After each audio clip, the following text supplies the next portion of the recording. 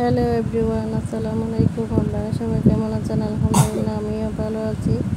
আজকে আমি রান্না করতেছি আলু আর বরবটি দিয়ে ভাজি। এখানে পরিমাণ মতো তেল নিয়েছি। এখানে পেঁয়াজ আর কাঁচামরিচগুলো দিয়ে তেলের সাথে ভালো করে কষাতে হবে। পেঁয়াজগুলো নরম হয়ে আসলে এখানে আমি পরিমাণ সামান্য করে হলুদের গুঁড়া দিছি। হলুদের গুঁড়া দেওয়ার পরে ভালো করে তেলের সাথে কষাতে হবে। ভালো করে কষানোর পরে এবার আমি আলু আর বরবটিগুলো দিব। এখন আমি আলু আর বরবটিগুলো দিয়ে দিয়েছি। এগুলো দেওয়ার পরে ভালো করে টেড়ে চেড়ে দিতে হবে। আমি ভালো করে নেড়ে চেড়ে দিচ্ছি।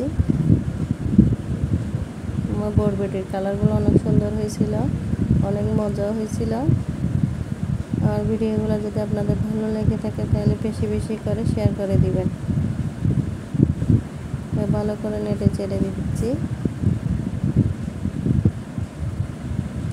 নাড়াচাড়া করার পরে আমি পরিমাণ মতো এখন লবণ দিয়ে দিব। আপনারা আপনাদের স্বাদ অনুযায়ী লবণ দিবেন। লবণ দেওয়ার পরে আমি এবার ঢেকে দিব।